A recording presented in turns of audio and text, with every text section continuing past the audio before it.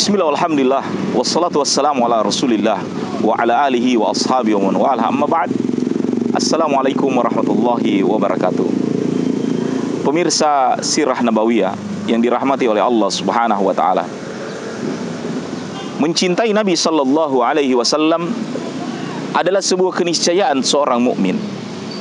Demi Allah, iman kita tidak akan sempurna sebelum kita cintai Nabi sallallahu alaihi wasallam lebih daripada cinta kita terhadap diri ini, keluarga, harta.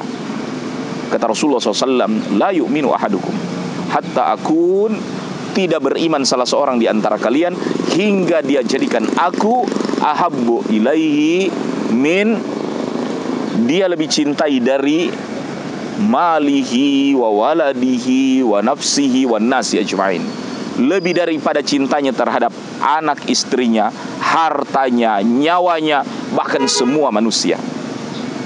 Maka meletakkan cinta kepada Nabi sallallahu alaihi wasallam, fidaka abi wa ummi, kata para sahabat, biarlah engkau wahai Nabi lebih kami cintai daripada orang-orang tua kami. Demikian kata Abu Bakar Siddiq ketika Rasulullah sallallahu alaihi wasallam katakan bahwa Nabi sallallahu alaihi wasallam sebentar lagi akan dipanggil oleh Allah subhanahu wa ta'ala. Isyarat yang dipahami oleh Abu Bakar Siddiq mengatakan, fidaka abi wa ummi ya Rasulullah, biarlah ayah dan ibuku saja yang meninggal, asalkan jangan engkau wahai Nabi sallallahu alaihi wasallam. Kullu musibatin ba'daka jalalun, seorang wanita yang kematian anaknya 4 orang, suaminya di medan peperangan, semua orang bertakziah kepadanya, bersabar engkau, karena kematian begitu banyak di antara anggota keluargamu dalam sebuah peperangan. Tapi setiap kali orang datang bertakziah memberitahukan kematian satu persatu dari anggota keluarganya, wanita ini hanya bertanya, bagaimana Rasul? Bagaimana Rasulullah? Bagaimana Rasulullah? Jenazah-jenazah yang syahid yang dikembalikan dari peperangan tersebut, anak-anaknya, suami-suaminya. Tapi yang diperhatikan oleh wanita itu, apakah Nabi selamat? Makanya ketika dia melihat Nabi sallallahu alaihi wasallam, wanita ini mengatakan, kullu musibatin ba'daka jalalu, setiap musibah sesudah melihat engkau wahai Nabi, maka musibah itu adalah menjadi ringan. Sebab musibah yang terbesar dalam hidup ini adalah musibah kehilangan Nabi sallallahu alaihi wasallam. Nabi mengatakan, siapapun ditimpa musibah, ingatlah musibah yang terbesar atasnya adalah terhadapku, yaitu berpisahnya dia dari Nabi sallallahu alaihi wasallam. Musibah terbesar di dalam hidup ini. Makanya cintai Nabi sallallahu alaihi wasallam. Bersyukur orang yang banyak bersalawat untuk Nabi dengan mengatakan, ini wujud kecintaan kami kepada Nabi sallallahu alaihi wasallam. Namun cinta kepada Rasul harus dibuktikan dengan 2 hal. Kalau tidak, maka cinta ini hanya pengakuan, cinta yang bertepuk sebelah tangan. Namun cinta kepada Nabi sallallahu alaihi wasallam memiliki bukti. Bukti dalam mencintai Nabi sallallahu alaihi wasallam, tasdiqu fima akhbar wajtinabu ma naha anhu wa zajar. Benarkan apa yang Nabi sallallahu alaihi wasallam sampaikan dan kerjakan apa perintah beliau, serta tinggalkan apa-apa yang Nabi sallallahu alaihi wasallam suruh tinggalkan kepada kita sekalian. Wa ma atakumur rasul fakhudhu wa ma nahakum anhu fantahu. Apa yang Rasulullah anjurkan kepada kalian ambil, dan apa yang Nabi sallallahu alaihi wasallam peringati dan jauhi oleh kalian. Kembali kita menemui leluhur Nabi sallallahu alaihi wasallam, Abdul Muttalib, sesudah menguasai sumur Zamzam, sesudah mereka gagal mendatangi dukun Bani Sa'ad karena Allah menimpakan kehausan kepada mereka, dan Abu Talib lah yang menemukan sumur untuk mereka sehingga mereka selamat dari kematian haus.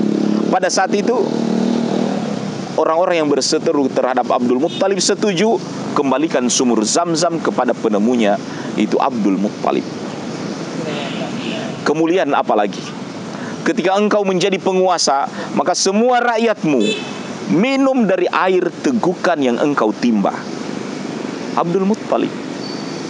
Karena dalam hidup ini Sayyidul Qaum khadimuhum, pemimpin satu kaum adalah pelayannya. Maka bagaimana kita lebih banyak melayani orang lain? Sebenarnya kita pemimpin. Bapak, ar-rijalu qawwamuna 'alan nisa. Laki-laki adalah pemimpin di dalam rumah tangga. Ketika engkau menjadi pemimpin dalam rumah tangga, habis air di galon, bapak yang pergi. Habis gas, bapak yang pergi beli. Anak-anak merengek minta susu, bapak yang beli. Istri minta dibelikan baju, make up dan seterusnya, bapak yang beli. Suami di dalam rumah itu orang yang disuruh-suruh, orang yang menjadi pelayan, karena dia adalah pemimpin. Sayyidul Qaum khadimuhum. Maka jangan menjadi pemimpin kalau tidak mau melayani, apalagi cuma ingin dilayani.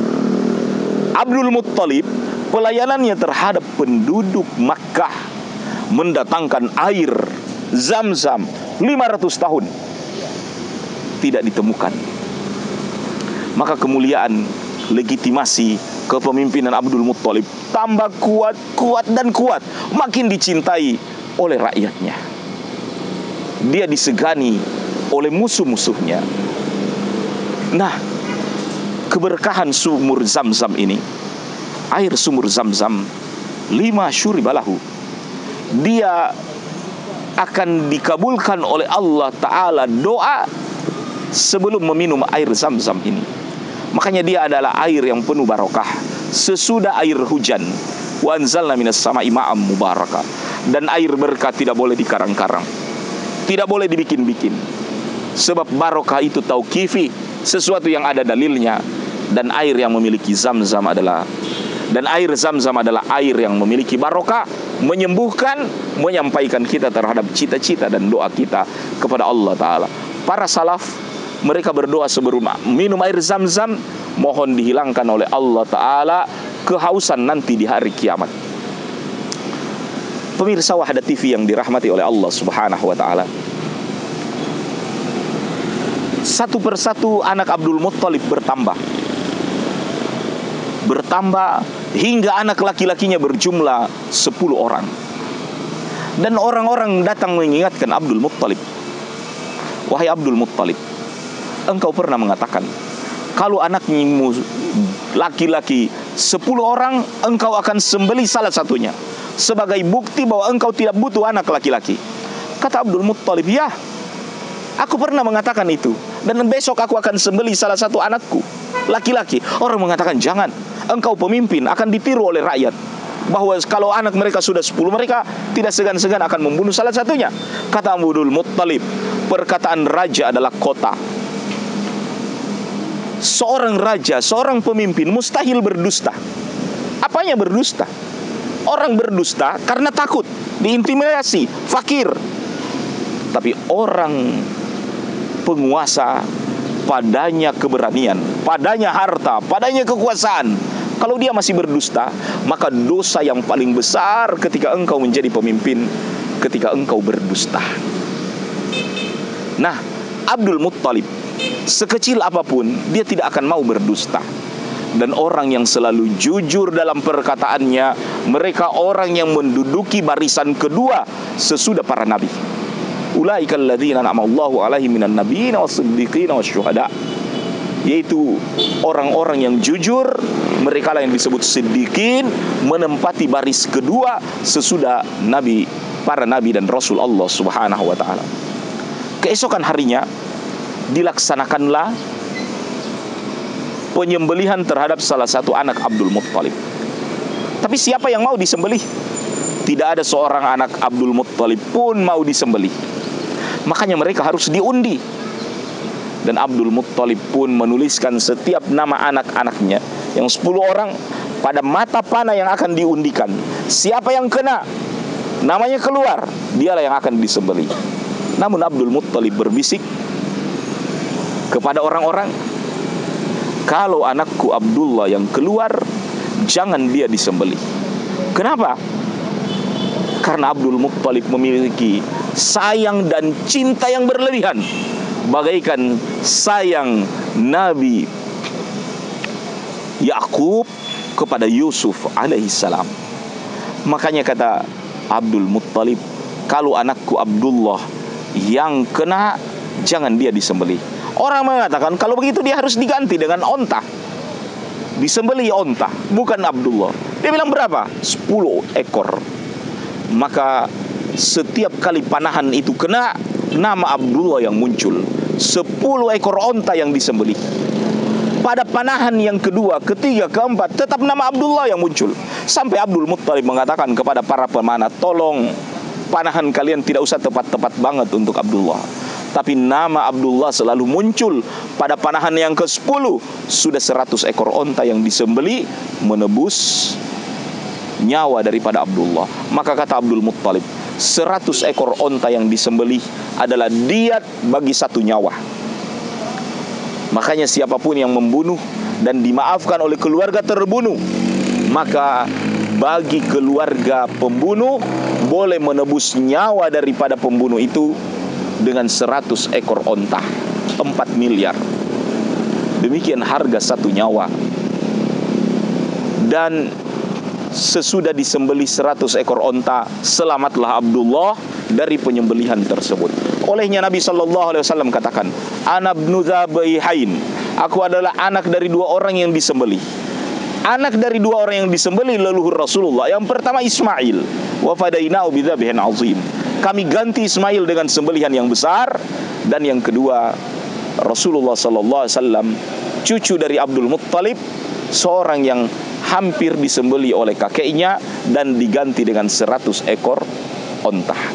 Hari ini kita umat Islam melestarikan penyembelihan hewan tersebut dengan akikah.